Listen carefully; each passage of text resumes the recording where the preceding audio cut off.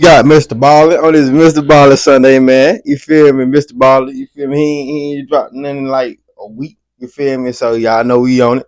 I know I'm a little late too. You know the video is 18 minutes. Y'all know I skipped the intro because he be telling the story. I don't like watching the first, you know what I'm saying, the beginning, and I just get straight to the point. That being said, give your thumbs up, and if you don't like this video, your mom's a slut. Let's go ahead and get into it.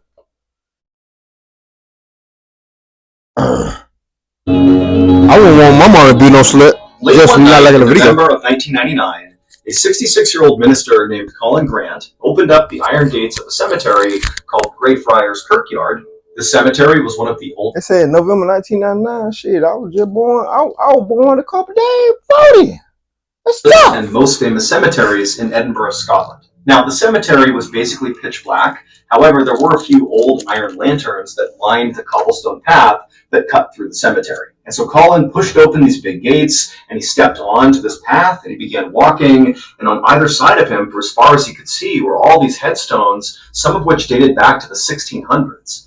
And as he kept walking, he could see up ahead, even in the darkness, the huge Gothic-style church that sat right in the center of the cemetery. Now, at first glance, this cemetery just kind of looked like a pretty typical old cemetery, albeit a pretty spooky one. But to Colin, he knew there was far more than just a graveyard here. Deep underground in the cemetery, below where all the people have been buried at their headstones, was basically another cemetery. There was like this mass burial pit that the cemetery had been built on top of. And in this lower level cemetery, which in no way was marked, I mean, this is basically a hidden mass burial, were thousands of people who had been starved and tortured to death hundreds of years ago. And so Colin stopped for a second on the path and just kind of stared ahead at this church. And for a second, he thought about just turning and leaving because he did not want to be here. He was really only here because the city had begged him to come here. Colin, in addition to being a minister, claimed to be a psychic, which meant he could speak to the dead.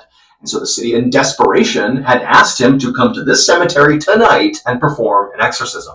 And so as much as Colin did just want to turn around and leave, he knew he really had a duty here, not just to the city, but really to the people of the city. Because if he didn't do this exorcism, there was a good chance more people were going to get hurt. The only thing that was making Colin a little bit less afraid in this moment was he actually was not alone in the cemetery. There were two people with him. There was a journalist and a photographer from a local newspaper who were basically tagging along to document this exorcism. So after taking a minute to compose himself, Colin continued walking deeper into the cemetery with these two following behind him. And then before reaching the big church, Colin left the path and began cutting through the grass, passing by different headstones, on the way to perhaps the most infamous building in the entire cemetery, the Black Mausoleum. The Black Mausoleum was this tall stone crypt with a rounded top that had been built sometime in the late 1600s. And as Colin got closer to this pretty creepy looking building that sat basically on the side of the cemetery, Colin began to feel this really intense sense of dread come over him. And the closer he got, that dread began to kind of manifest itself in like a pit in his stomach. And eventually he began feeling really scared of this building. And eventually Colin actually had to fully stop about 10 or so feet away from the building because he just felt like he couldn't go any closer. It felt evil. And then Colin... I bet he still winning that motherfucker. If you don't get a video thumbs up, your mama a slut. Turned and looked at his companions, the journalist and photographer, to see if maybe they were reacting to this mausoleum, but the two of them were just standing there with blank expressions on their face, like obviously not thinking that anything sinister was happening here. You know, even though the city had asked the minister to be here to perform this exorcism in this mausoleum, you know, it didn't mean everybody believed what was going on here, and clearly these two didn't. They were totally skeptical. But this didn't offend Colin. He was used to people not believing in the things he believed in. And he knew as soon as he actually began his work, you know, doing this exorcism, they would change their mind. And so at some point, Colin told the photographer that, hey, you know, I'm going to go in the mausoleum now because I have to do the exorcism. Before I do, take a picture of the mausoleum. And so the photographer just raised her camera and took a picture of the mausoleum. Colin thanked her, and then he turned and began walking towards the building. When he got right in front of it, he looked up and he read the name across the top of the crypt. And it said George Mackenzie. And as Colin read that, he could feel his heart rate start to spike. So back in the late 1600s, George Mackenzie was a Scottish lord who worked for the King of England, enforcing the king's religious laws. But at the time, these laws were very unpopular. And there was one group called the Covenanters who hated these laws so much that they actually mounted a full-scale rebellion in 1679. But their rebellion failed miserably, and this is when George Mackenzie came in. He captured over 1,000 Covenanters, and he marched them all into this huge field, which would later become the Greyfriars Kirkyard Cemetery, but at the time it was just a big open field. And he held them there, and for weeks he had these people starved and tortured and mutilated. And if anybody tried to run or resist, because they knew they were doomed, I mean, they all knew they were going to die here. If anybody took off, he would capture them, cut their head off, and then place their head on a spike around the perimeter of this field. Until, after several weeks, the entire field is just ringed with decaying bodies and bloody heads on spikes. And so after a few months of this, basically everybody in that field had been murdered in some horrible way by George Mackenzie. And their bodies were all dumped into a mass grave in Greyfriars Kirkyard, then covered over, and then, hundreds of years later, a proper cemetery. I hope he in hell. Would be built right on top of that mass grave. And then when George Mackenzie died later on, I mean, he lived a normal, happy, full life after doing all these horrible things. They built him this beautiful mausoleum in Greyfriars Kirkyard. And so here's this horrible person, George Mackenzie, who's a mass murderer, and he's put to rest in this beautiful mausoleum, just, feet away from this mass grave of all these people he killed. For almost 300 years after Mackenzie was buried, Greyfriars Kirkyard was quiet. It was not considered a haunted place. That all changed, though, in 1998, so that was 1 year before Colin showed up to perform this exorcism. That year, in 1998, a homeless man broke into the Black Mausoleum, and he fell through the floor and landed in one of those mass burial pits of those people Mackenzie had killed. Oh, shit. And apparently, basically right after this happened, visitors to the cemetery began reporting the same thing. Anytime they were in or near the Black Mausoleum, they'd get pushed or tugged on or scratched or burned or even strangled. I mean, people were coming out of the cemetery terrified. And so quickly, people in town began to speculate about, what was going on in the cemetery. And quickly, a story began to circulate around town that maybe when that guy fell through the floor in the mausoleum, that had released George Mackenzie's evil spirit, and his spirit was responsible for all these attacks. And so it went on like this for about a year, until finally this young woman was found outside of the Black Mausoleum, unconscious, looking like she'd been strangled, and when she came to, she had no memory of what happened, and so people assumed this had to be another attack by the spirit of George Mackenzie. And so by this point, the city was totally fed up with this. They didn't know what to do. And so they said, you know what? Let's just try an exorcism. Let's have someone go into that mausoleum and literally confront the spirit of George Mackenzie and banish him. Get him out of here and stop this madness. And so ultimately Colin was hired to perform this exorcism. Oh. Thank you to BetterHelp for sponsoring today's video. As a kid, whenever I had back into civilian life, I ended up bottling up all the struggling. And a great option for therapy that's very accessible is BetterHelp. Unbiased advice. Make sure y'all go to BetterHelp. Make sure y'all go to BetterHelp, man. As Colin stood there, reading the name George Mackenzie and mentally preparing himself to go inside of this horrible place. Nah, for real though. Make sure y'all go to BetterHelp. You feel me?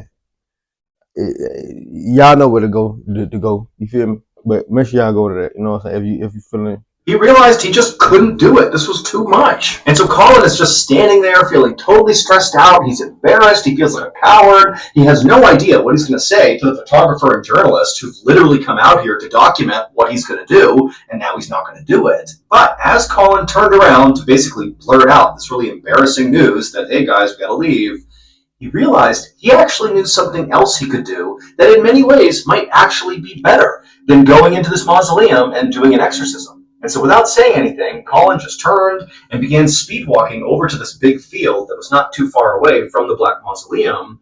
And when he got there, he just began chanting prayers and walking in circles, flicking holy water, didn't explain anything he was doing to the journalist and the photographer who'd followed him over there and are just watching him like, what's going on here? They got no idea. He's not clarifying. And for hours, this is what he did. He just kind of paced in this field, just kind of doing what looked like stereotypical, exorcism type behavior.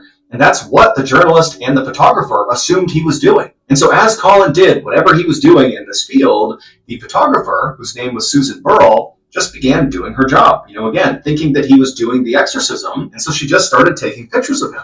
And then finally, around 2 a.m., so again, this has been hours of Colin doing this thing he's doing, Colin just abruptly stops and walks over to... Hey, bro, what the fuck you doing? Hey, do they get paid for this shit?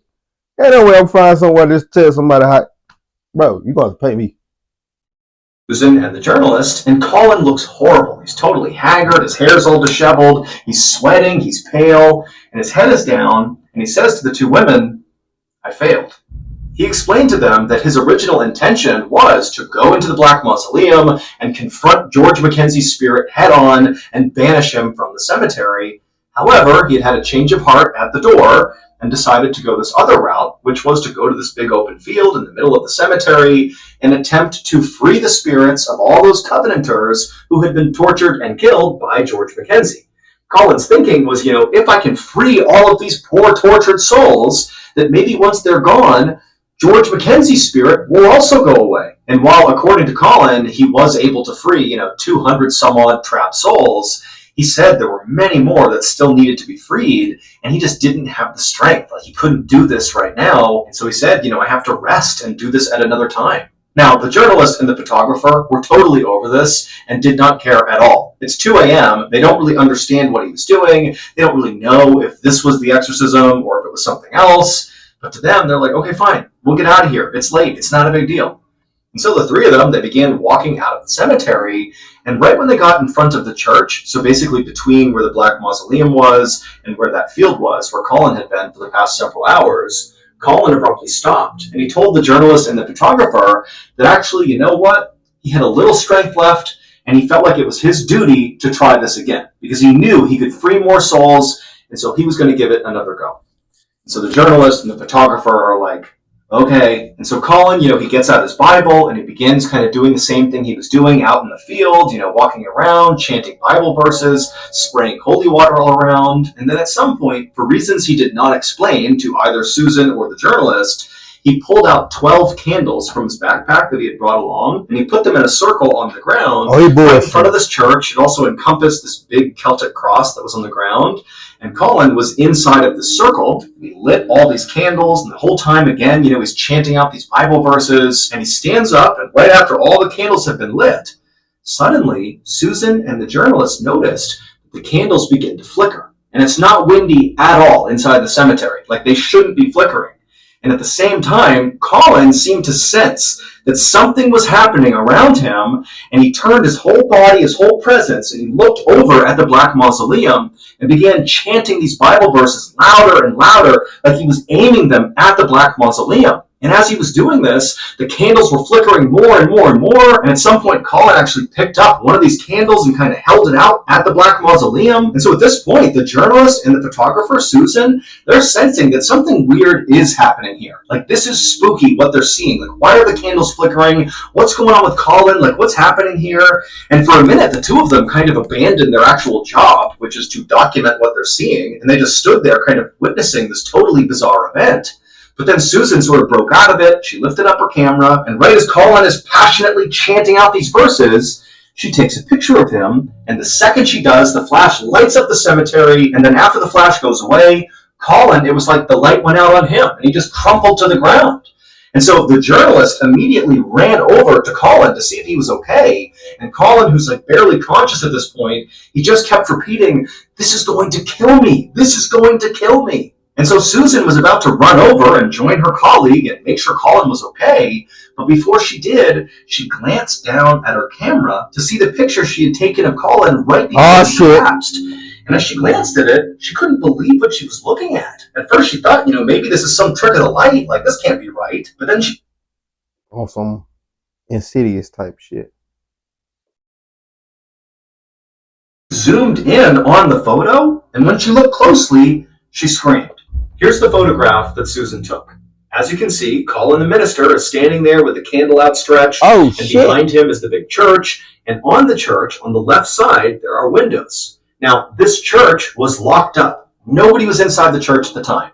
But you can clearly see in the left window, there is a figure in that window looking out at Colin. Now, of course, this is not evidence enough to make everybody believe that, oh, that must be George Mackenzie's spirit staring out at Colin. He's the reason Colin collapsed. But I'll tell you, this photograph is not the end of the story. Remember, after Colin collapsed to the ground, after this photo was taken, the journalist ran over, and all Colin kept saying was, "This is going to kill me, this is going to kill me." Well, it would turn out he'd be right. Not long after this failed exorcism, Colin would die inexplicably. His death would come as a total shock to his friends and family. No one has ever been able to debunk the photo that Susan took that showed that dark figure in the window of the church, meaning nobody knows what that was. The church really was supposed to be empty and locked, and so how is there somebody or something in the window? Nobody knows. A lot of people think that could be the evil spirit of George Mackenzie, striking Colin down, and Susan managed to capture it on film. But, it's up to you if you believe that or not. But I will say, to this day, people go into that cemetery and come out with scratch marks on them and, claiming they were pushed or pulled or strangled. And so that cemetery is considered to be one of the most haunted places in the world. And George Mackenzie's spirit, who supposedly haunts it, is considered to be one of the most dangerous poltergeists in the world as well. Not gonna lie, that was a crazy ass story. Nah, hey, y'all better leave ghosts, spirits and shit like that alone, man. Leave that shit alone. I don't give a fuck. Like, I'm gonna tell y'all this every time a story like this come up. Leave all that dumb, goofy shit alone. Like, nobody don't, like, people have their own, they hobbies. Like, you feel me? Everybody have their own hobbies, so I just can't say don't do it. You feel me? But me personally, I won't do the shit. I don't give a fuck if you give me $2,000 just to go do some shit like that. I might take it. Depends. That being said, man, Mr. Ballen, glad you back, man. He did post a video last week, but it was like, I think he was like remastered, so it was like just like a couple stories that just touched up a little bit that I already seen. I know it two of them I had skipped past and seen. So I already did the video. I remember the video. That being said, see you when I see y'all. Let's ride, nigga. If you don't like this video, your mama a slut, and if you don't comment, your dad a hoe. My dad a hoe, so. Never mind. See you when I see y'all. Let's ride, nigga.